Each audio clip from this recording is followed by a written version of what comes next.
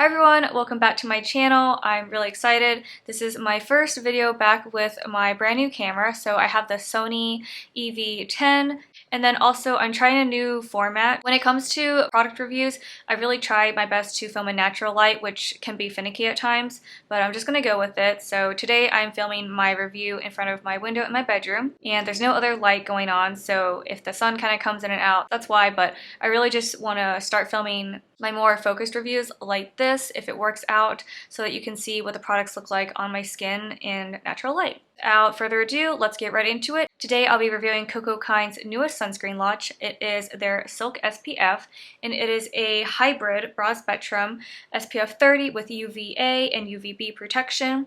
This has a combination of zinc oxide and homosalate. I will go through an application, talk a little bit more about the texture, my thoughts, and everything. What else you might need to know? So it is $25 and you get 1.7 fluid ounces. That's pretty standard when it comes to most skincare products, and I think $25 is a great price point. I'm trying not to spend too much on sunscreens. I know sunscreens can get really pricey, so I think if you can find one that's like $30 or less, that's really great. All right, let's go ahead and jump to the application process and all of that good stuff. This is the Silk SPF by Cocokind. It comes in a beautiful lavender packaging, and it is a hybrid, so it has chemical and physical SPF in it. We have zinc oxide 10.5%, which is the physical SPF component, and then we have homosalate 10%, which is the chemical sunscreen component. This is SPF 30 UVA and UVB. So the ingredient that sets it apart from other sunscreens is banana blossom, and this is for hydration. I've used this a few times, and I would say it dries down to like a satin finish. It's definitely not greasy, but it's definitely more hydrating than a matte sunscreen, and I've been really enjoying it. Cocokind is a brand that I've been following for a while now. I've only tried one of their other products, which was their chia seed facial oil, and I liked it, but I couldn't get over the smell of it. But I love their packaging, so the font's a little bit small, but basically they just have their sustainability facts that talks about their carbon emissions, where it's made, the packaging, everything like that. I just wanted to rapid fire a little bit of the highlights from their sustainability facts. So their packaging, this tube is made from mono-layer PE plastic. It's 70% virgin and 30% PCR, which is post-consumer recycled plastic. Recyclability, this is 100% recyclable. You just have to clean out the excess. The box is made with FSC paper with soy ink and water-based coating. The box is also 100% recyclable. They also have a QR code so you can get more facts about their sustainability efforts, which I think is great. Their carbon emissions, 40 uses per tube. Oh, that's cool. So yeah, so one use is 1/4 of a teaspoon. And I know they say to use 3 teaspoons, or I don't know, even like a tablespoon for your whole face and neck. It's kind of a lot, so I just do the 2-finger rule, and that's usually what I use, but I don't know what that equates to in teaspoons. Production, made with ethical labor practices, and it is made in California. They have all the drug facts, which is great, and they also have some formula facts, which I think is also a very unique thing. So I like how Cocokind is super transparent when it comes to their packaging, their products, and everything involved. I don't see that often with a lot of skincare brands, so it definitely gets me excited to try more from the brand. And it's Sleeping Bunny certified, it's vegan. I also like they have a little meter on here. Not sure if you can see it. This little meter, it basically has a scale of how it feels on the skin, whether it feels light, whether it feels heavy, and this is right, kind of really close to the light side, and I would agree. And then as far as it goes for how it smells, this is unscented. If you try really hard, you can get a subtle sunscreen scent, but it's definitely something that doesn't last, and it's not overpowering or anything like that. So this is good until March 2024. I like that it's printed on the back because sometimes you forget when you open a product and everything like that. All right, it doesn't say to shake it up, but I'm gonna go ahead and shake it up a little bit. It's not super runny. And then you get obviously the standard 1.7 fluid ounce, and this does retail for $25.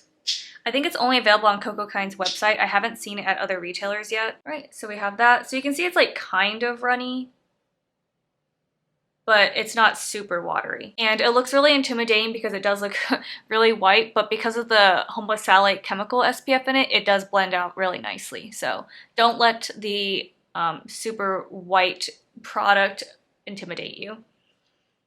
And before I applied my sunscreen, I did go in with my usual serums and my moisturizer.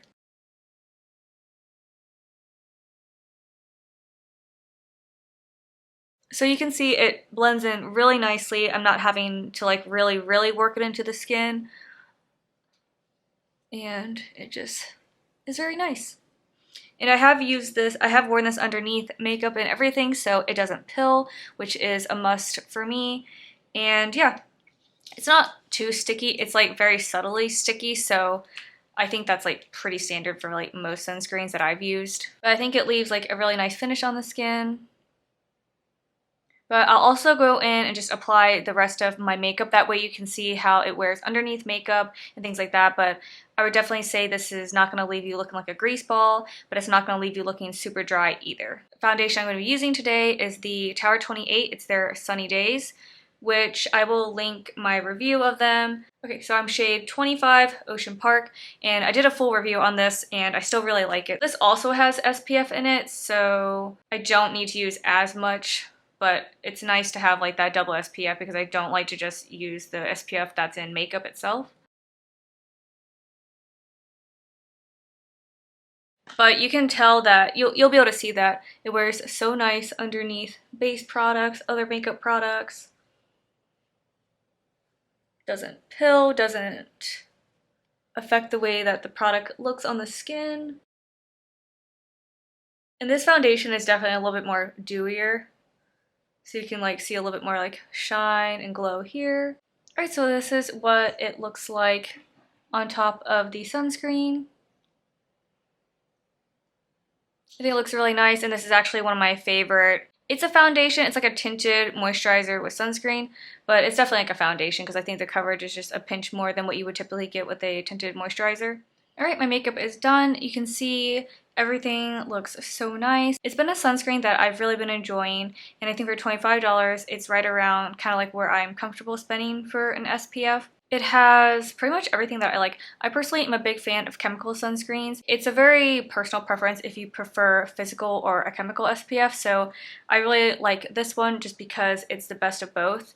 So you don't have to worry about the white cast or blendability that you struggle with a physical SPF. Again, love the packaging. Purple is my absolute favorite color.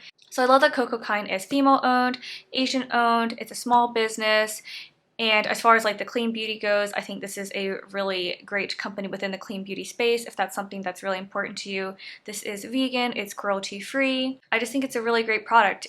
And I don't feel like I hear a lot of people talk about Cocokind in general as a brand. So if you're not a big fan of chemical sunscreens, they also have a different sunscreen, which is just a physical SPF. And I haven't tried that one yet, but it comes in like an orange tube. But that one I think you can actually get at like Whole Foods and Target and Ulta. But so far, Silk SPF is only available on Cocokind's website. So that's my full review of Cocokind's Silk SPF.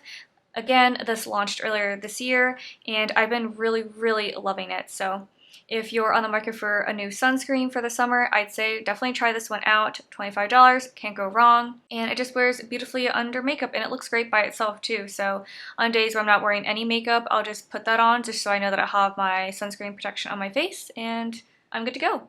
Alright, thank you so much for watching my review of Cocokind's Silk SPF.